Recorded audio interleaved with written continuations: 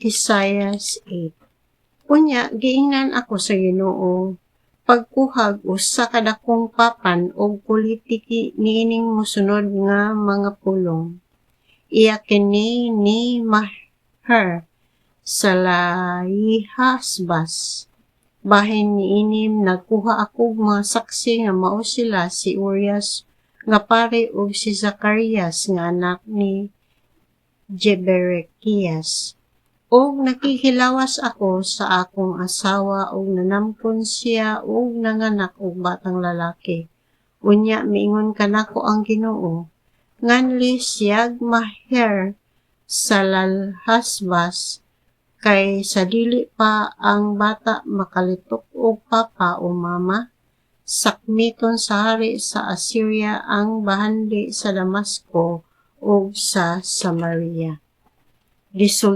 Tihan na usab ako sa Ginoo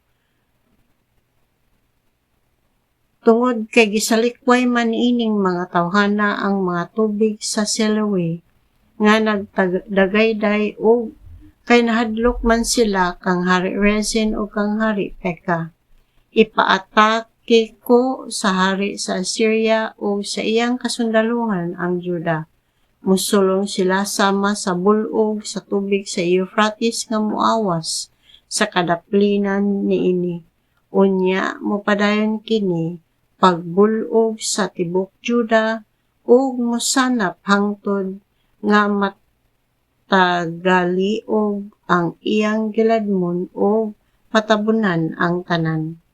Ang Dios uban kanato ang binuklad niyang mga pako na nalipod sa nasod. Panagtigom kamo o mga katawhan o pagsubok kamo, pamati o pangandam kamong anaa sa layong kayutaan.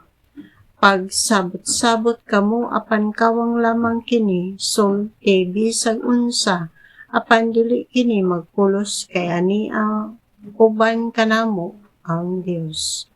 Pinaagi sa iyang gahom, kipasidad-an ako sa Ginoo sa dili pagsundog sa buhat niining mga tawhana og kini mao ang iyang gisulti kanako. Ayaw pagpakig-abin kanila sa ilang laraw ug ayaw kahadluki ang ilang gikahadlukan.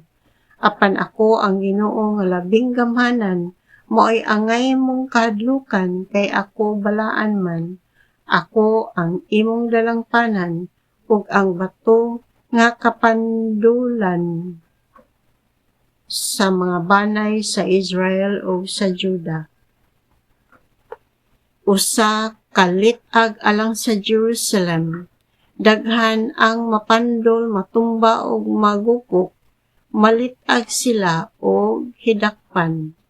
Tipigi ang mensahe sa Dios og silyuhi ang pagtulon-an diha sa akong mga tinun-an.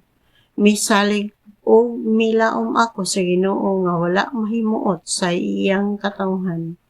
Ania ako kauban sa mga anak nga gihatag sa Ginoo kanako. Ang Ginoo nga labing gamhanan nga nagpuyo sa bukid sa Sion, nagpadala kanamo ingon nga mga buhing mensahe ngadto sa katawhan sa Israel. Apan ang katawhan musulti kaninyo sa pagpangayo og mga mensahe gikan sa mga nagpunay yamyam nga manalagna og mga tigpakisayod sa mga espiritu.